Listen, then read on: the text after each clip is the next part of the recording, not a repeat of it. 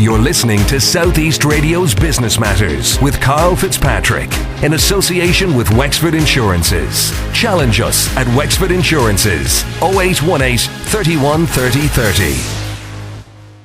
I'm now joined in studio by Eoin Cahill of Key2Life. Eoin, what's the business all about then? Well, Karl, Key2Life, basically, there's two parts to the business. Number one is the electronic medical records for hospitals, GP practice, or dental surgery, where you can keep all your medical files, personal medical records on computer digitally rather than the old paper file.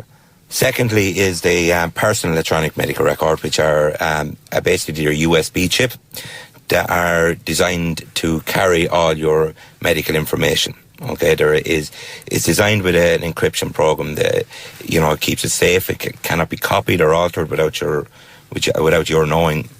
And basically, the idea of it is, in the event of an emergency, your chip is plugged into a laptop or PC anywhere in the world.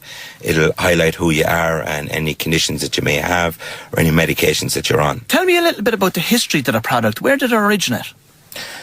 A guy called Norman Eisenberg, he's based in Miami in the US. He's a doctor, and he had an issue where he had problems with trapped nerves, and he was not able to pick anything up or grab anything with his hand. And basically, the trapped nerves were in his back. And he went along to get a procedure done to relieve the problem, and there was a misdiagnosis. Okay, they done the procedure in the wrong area, and what happened in the meantime then was he's trying to rectify the situation. He was going to doctors with 2 suitcases full of x-rays and scans, and he reckoned there must be an easier way.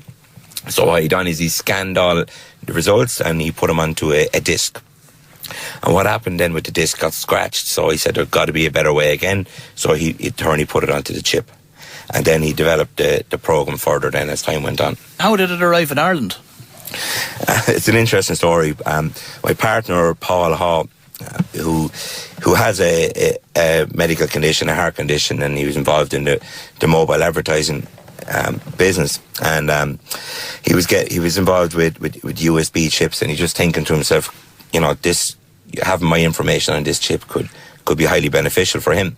So he scoured the internet, and he eventually came across Key2Life and came across Norman in Miami and got in contact with him, and has just we have become distributors for Ireland and Europe. And that's what we've been doing ever since. So you've got involved in this yourself back in January. What did you do to get the business off the ground since then? Well, we've been concentrating on social media, which hasn't really worked out. Facebook hasn't, we concentrate on social media for a sales point of view, which it hasn't been successful. Twitter has been successful in the contacts we've made, and the business community in Ireland is quite strong now. We have been focusing on trade shows, over 50 shows where we can go and, demonstrate our product in front of thousands of people and, show them how it works and the benefits of it. And we're also, traveling to focus groups like the active retirement groups or the ICA groups, just to explain about Key2Life and how it works and the benefits of it. And what has the feedback been like from those particular groups? The feedback has been phenomenal. There's been zero bad feedback. They all understand how the product works and the benefits of it. And, the benefits of being able to, the peace of mind that it gives them by travelling and holding on, carrying their information with them. So the feedback has been quite good. The feedback from the doctors and the pharmacies also, same as they believe this is about time something like this is here, to see the benefits in the long run. I could see from the perspective of hospitals and doctors and that, losing medical records, that, the need for it to go digital is certainly there in front of us. But are GPs embracing technology? I would have been of the belief that very, very few medical practices across the country would have their client files digitally at this stage.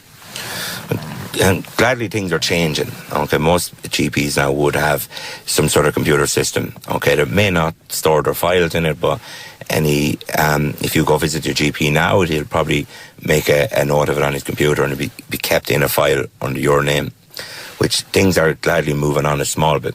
This kind of moves the whole thing on that step further, where they're able to keep all your records together safely in one place.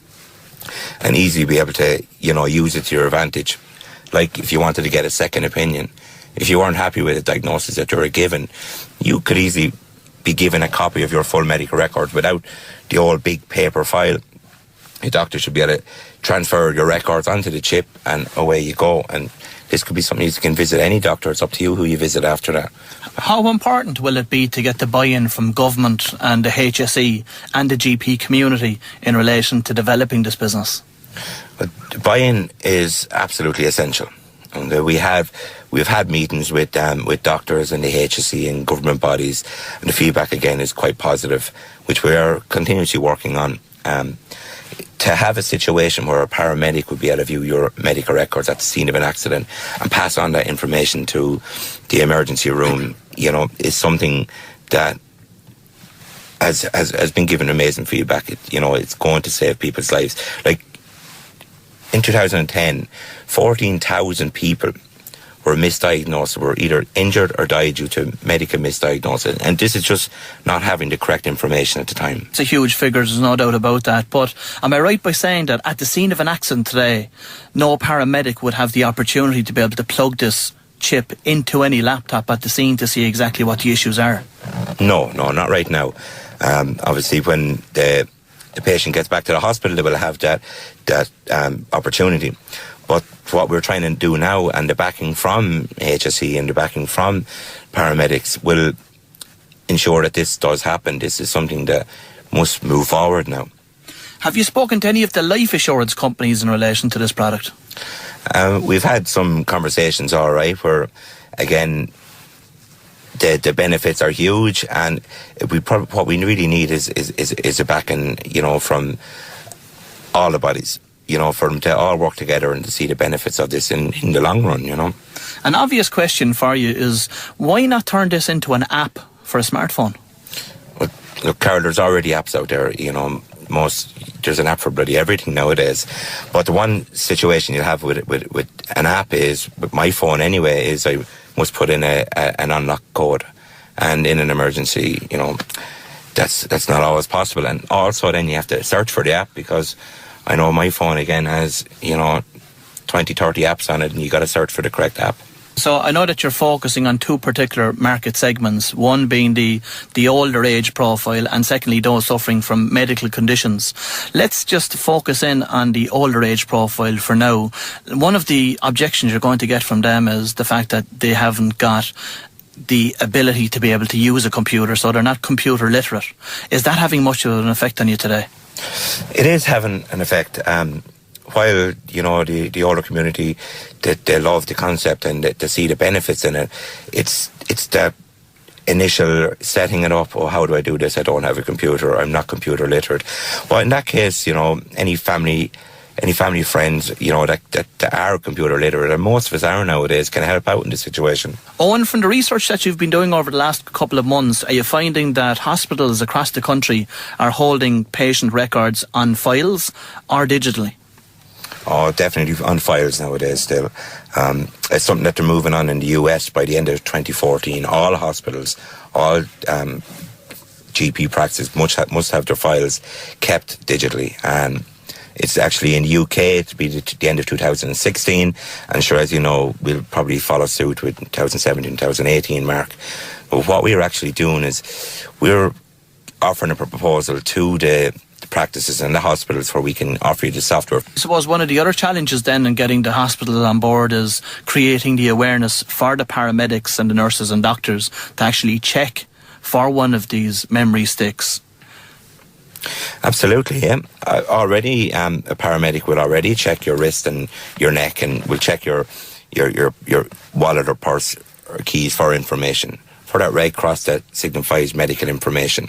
So already, paramedics are looking for something, maybe not specifically Key2Life, but with a small bit of training just to highlight what this is all about would be highly important, yeah. One of the other points you made earlier was that you're engaging with some of the charities and some of the associations for, let's say, Diabetes and the Kidney Association and that. What type of feedback have you received from them to date? Again, the feedback is very, very good. While each different organisation may have their own interests or their own, different set of objections.